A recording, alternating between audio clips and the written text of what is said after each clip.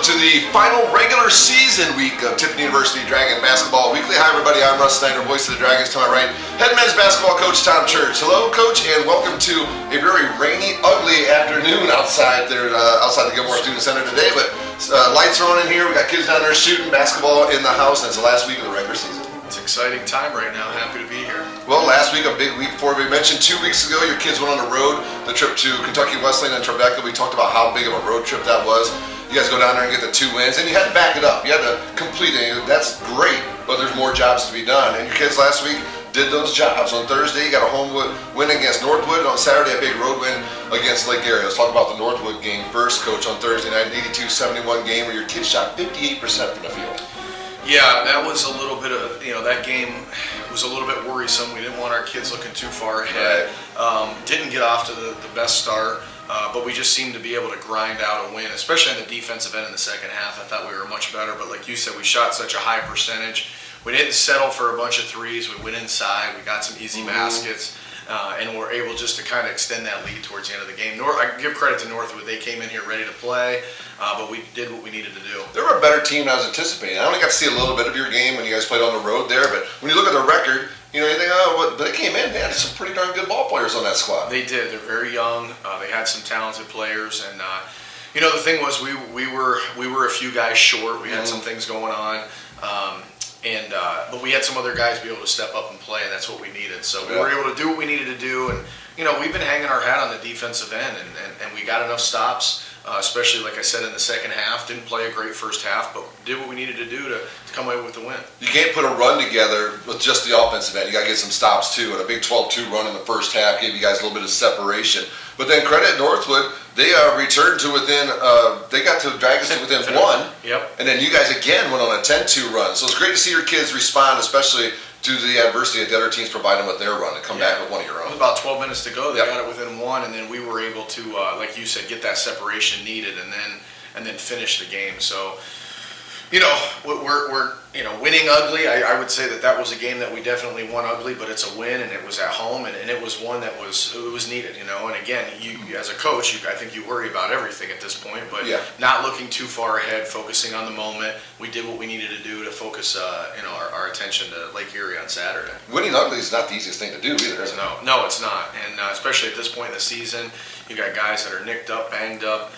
Whatever it may be, and just being able to get a win is big at this point. And you mentioned some guys filling some roles that maybe they've been filled throughout the year. We'll talk about one of those young men who's shooting behind us towards the end of the program after we talk about the Lake Erie game. But Wesley Jordan had a fantastic week. He's playing as good as any post player in the league right now at 24 and 8 for you on the game on Thursday night against Northwood. Talk a little bit about Wes giving you on the offense. We told him whatever he's been doing the last few weeks to continue to do it every day.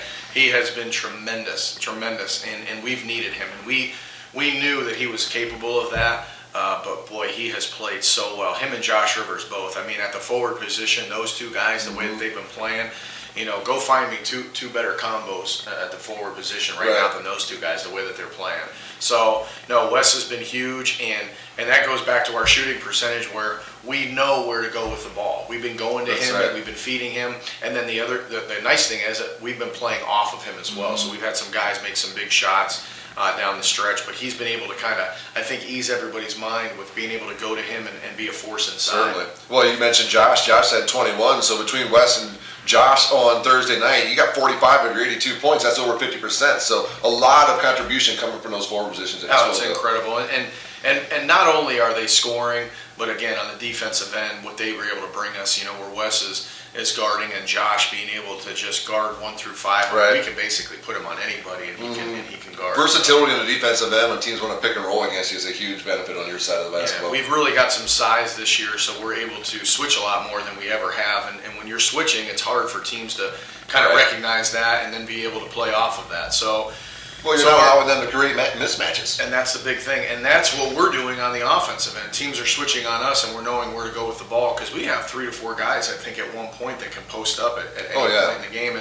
And with having some guys out the past few games, we've went with bigger lineups where we went with Josh and Wes and Braxton all in at the same time. And that goes back to Josh Rivers. not only his versatility on the defensive end, but his versatility on the offensive end as Right. well. Well, Morgan Taylor also had 13 points for the Dragons on Thursday night, 25-9 points off turnover advantage for the Dragons, and a 52-38 points in the paint. We just mentioned, we said 45 between Josh and Wesley, and probably at least 35 of those came in the paint that night between them. The easy baskets, and when you're able to get those easy baskets and then be able to get stops on the defensive end, you can put together those runs. Like we talked about, those 12-2 runs, the 10-1 runs. And we've forcing teams to use their timeouts. And the other thing that being able to go in, and I don't know if we mentioned it, but getting to the free throw line, which I know that you're going to get to that. But being able to get to the free throw line. Yep, I have free throws written down here in the game against Lake Erie. So it was huge. So the Dragons get the win on Thursday, leaving 3 games left on the schedule. One more road test, and it's a test against a team who came to the Gilmore Student Center and got a win against the Dragons earlier this year. So, Coach, tell me what was different about your kids this time on the road compared to when Lake Erie came here to enable you guys to go out and get that 82-74 win. Well, our lineup was different. That's true. Well, a lot of people saw that we didn't have our full squad on Saturday, and so we had to have some other guys step up, and I think we only dressed 10 for the game, and we played 7. But we've kind of had that next man up mentality here, being able to get the win on Thursday. Give some guys some confidence. They knew they were going to play Saturday. And, boy, I'll tell you what, the energy and we went up the night before. We went up the night before and stayed over on Friday night and were able to do a shoot-around on Saturday just because of the magnitude of the game. We haven't really been in this position before. So I thought our guys were well-rested, well-prepared, and we were able to get stops early on in that game, and I think that gave us enough confidence on the defensive end where we were able to really challenge them and force them into some tough shots, and I think it just kind of settled us down. Right. And when you're on the road and the game, goes from 10 minutes to halftime and you're in it and your confidence grows, we were able to come away with just it's got to be one of the bigger wins in our program I would think so. over the last 15 to 20 years from a standpoint of what was at stake, for that game. And both teams came out to play in the first half. It was only a 1-point game at the half there. Yeah. And, both teams came out and were doing their thing in the first half. In the second half, you guys come out a 9-0 second half run there to get yourself a lead. And then Lake Erie was able to get the lead back down to single digits, but then you mentioned free throws earlier. And free throws down the clutch were what really kept you guys ahead of Lake Erie. But, man, some big timely 3-point shooting, some hustle offensive rebounds. We'll talk a little bit about all that, but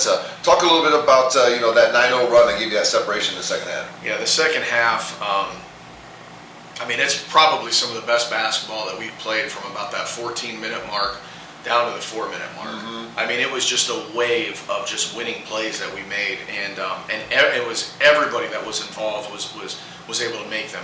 We were putting the ball in the hot man's hands at the time. We were taking good shots. We were making the extra pass. There was a possession there, I think, about the 10-minute mark where all 5 guys on the floor touched the ball, and we got a wide-open 3 by Ian Lopez in the corner, and they were forced to call a timeout. That was the epitome of our season right there. And we go back to how big that game was, what they were playing for. They were playing for, and still are, playing for a home tournament game. Right. And because they only have 1 game left, Lake Erie. Yeah, they got Salem game in between. Salem in between. They played today, but then they have Walsh, I believe, at home on Saturday. So they're playing for a home. So the magnitude of that game, and for us to be able to play with that type of confidence, in the second half was just, I'm super proud of our guys, super proud of our team, and where we're at and what we're doing. You went and got some ice cream yet, didn't you? We went and got some ice cream. We've made it kind of a little tradition now. You went on the road.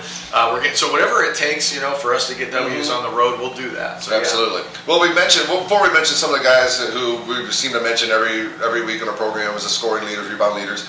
You mentioned Braxton Foreman. He had a possession where he went down the baseline, went up and jammed it home with 2 hands.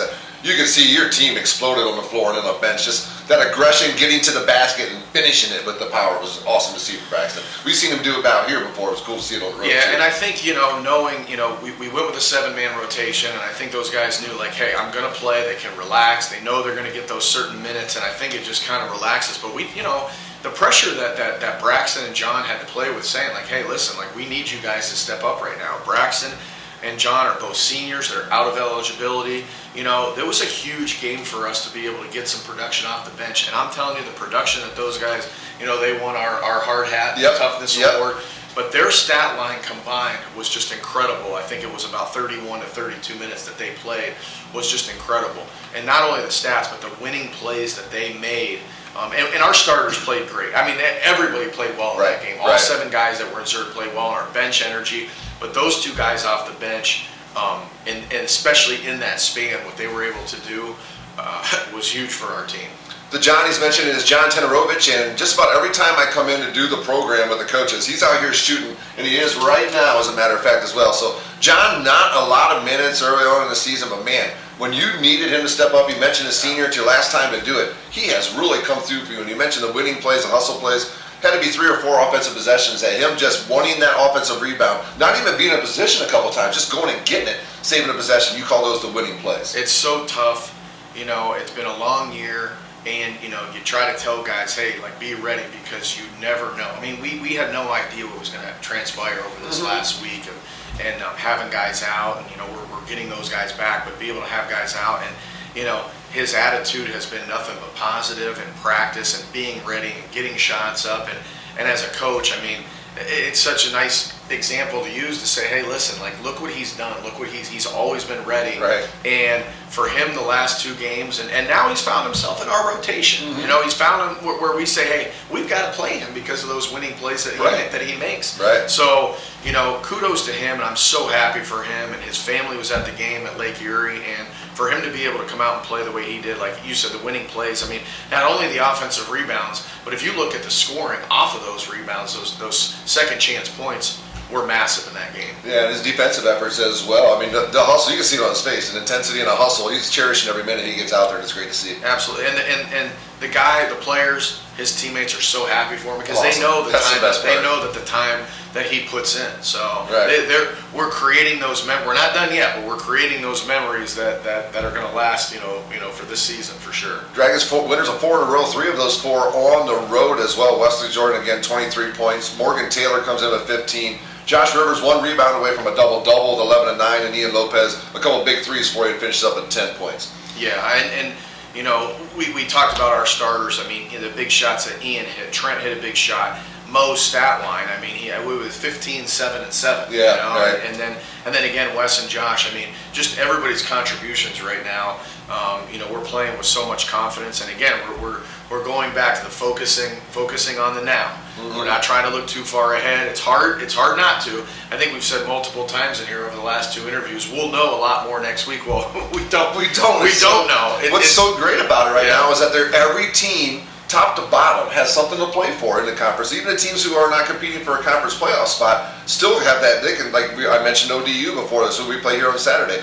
You look at their last 2 games, they can play spoiler. They've been trying to be a spoiler all year long, but they can really jump in the mix this weekend. It's going to be a great Thursday and Saturday this week. With 2 games to go, and a couple teams only have 1 game to play, there's only 3 of the 8 spots that are for sure, you know, Right. Ashland, Hillsdale, and Walsh are in, but they're even, you know, playing for a conference title. So it's just amazing that with 2 games to go that you don't have more teams. And like you said, just that log jam, you know, over the last 2 weeks, you know, 2.5 weeks ago, where we were at to where we've climbed to. You know, we've had some things go our way, and we're hoping that continues. But you know, these next 2 games, I mean, you know, we'll obviously know by this time next week where we're at. We certainly will. But no, it's exciting. Our programs, you know, hasn't been here in a long time. You know, we're mentioning that to the guys, but we're not focusing on that. Right. You know, our focus is right now this next game, and you know, playing for a chance to possibly host a tournament game, which is amazing. Yeah, there's a big range where the Dragons can finish. But as long as the Dragons take care of their business, they'll be in the conference tournament. It all starts tomorrow night when Finley comes to town. A team that's, I mean, doesn't surprise anybody. Know it's a big game for both sides of the fence. They'll have a bunch of fans here. Yep. We'll have a bunch of fans here. So Dragon fans, come early, because I guarantee you the Finley fans come early as well. So talk about how exciting it is just to be able to play not only these important games, but good to have your rivalry on the schedule as well. I mean, you say throw out the records when you play in Finley, but to have, you know, this type of game and what's at stake makes it even better. It makes it even better. And we wouldn't want to play anybody else but our rival. Unbelievable program. Coach Ernst does an amazing job. He's been doing an amazing job there. So it's going to be an exciting night. we'll be ready, and everything is positive with us right now. Again, focusing on the now, but we wouldn't want to play anybody else with this chance to clinch, but our rival, and that's the way it should be, and that's why we tell our guys, this is why you come to college, to play in these big games like that. So absolutely, we'll be ready. Our fans will be ready. It's going to be an exciting night, and we'll see what we can get done. I just got to make sure I don't get too overly excited. I'm still looking forward to this weekend. Not only Thursday, but Saturday as well. When Ohio Dominican comes into town, and we mentioned them, they won at Findlay, and that game's kind of messing with Findlay a little bit right now. But Ohio Dominican has a couple big games, and their record isn't what they would want it to be. But you know how tough it is to play Ohio Dominican Panthers. It'll be interesting to see where we're going into, when Friday comes around, or Thursday night. Where we're going to be going into that game. It's going to be big no matter what. Right.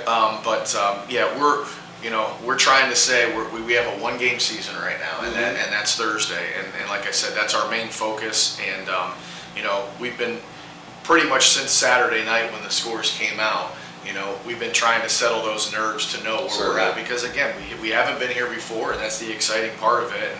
And building our program, but it's going to be a big night, and like you said, come early.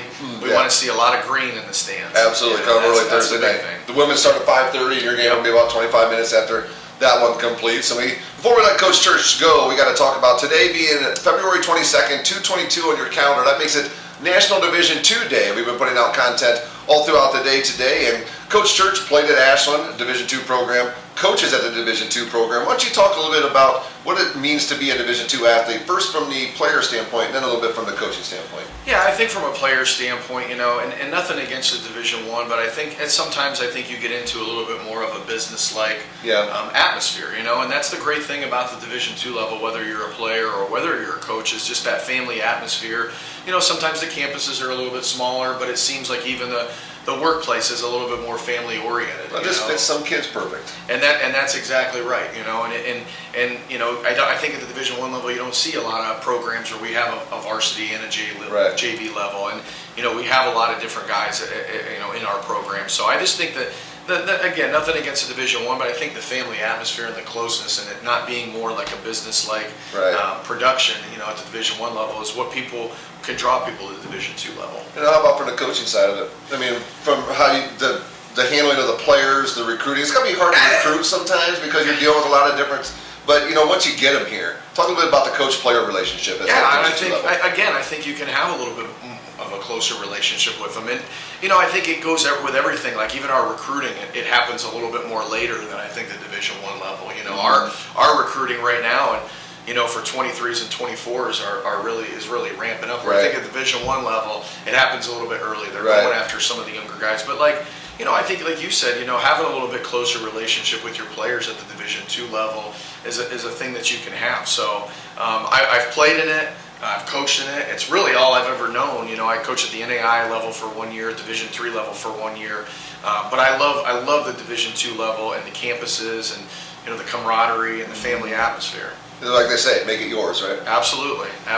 Well, Coach, Thursday night against Findlay right here at the Gilmore Student Center, then Saturday against Ohio Dominican. Make sure you come out and check out the Dragons in person. Get here early both days, as a matter of fact. But by chance, if you can't make it, you can catch our TV broadcast at the Great Midwest Digital Network and our radio broadcast at WTUD-TUDragonradio.com. Coach, continued success. Have a great week, and hopefully we'll have a lot of fun things to talk about next week. Absolutely. And the last thing I'll say is our senior day on Saturday, we're going to be recognizing 9 players and 1 student assistant. Awesome. So I just wanted to make mention of that, but senior day on Saturday, get out for that, and it's going to be not only a big game for our seniors, but a big game for our program, so I'd love to see you here. All right, make sure you get out here to the Gilmore Student Center, but we'll be right back in just a moment with a look at Tiffin University women's basketball. Well, hello and welcome back to our look at Tiffin University basketball, the last regular season of Tiffin University women's basketball for the 2022-23 campaign. Hi, everybody. I'm Russ Snyder, voice of the Dragons. To my right, head women's basketball coach Josh Mason. Coach, how are we doing today, sir? Wonderful. How are you? I'm good. And I mentioned it before, but I'm going to mention it again. Can you believe that we're in the last week of the regular season? Absolutely not. This thing has went by quite quickly.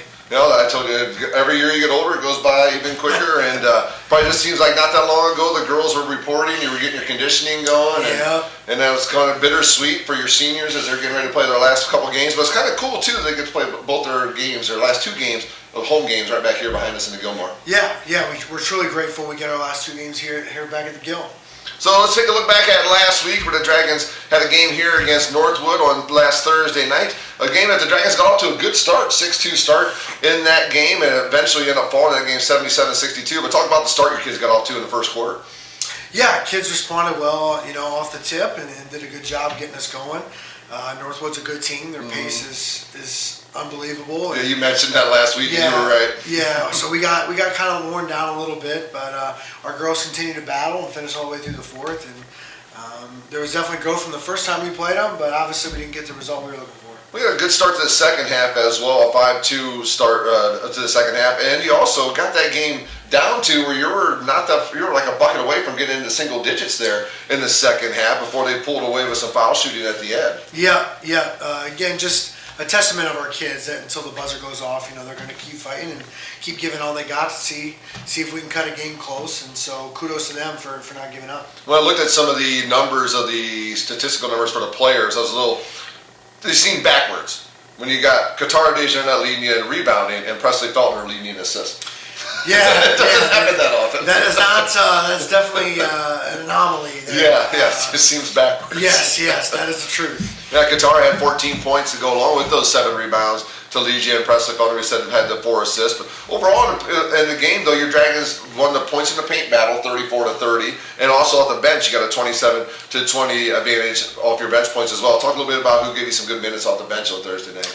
Yeah, I think Jay gave us some great minutes. Jayona Sutton gave us some good minutes off the bench.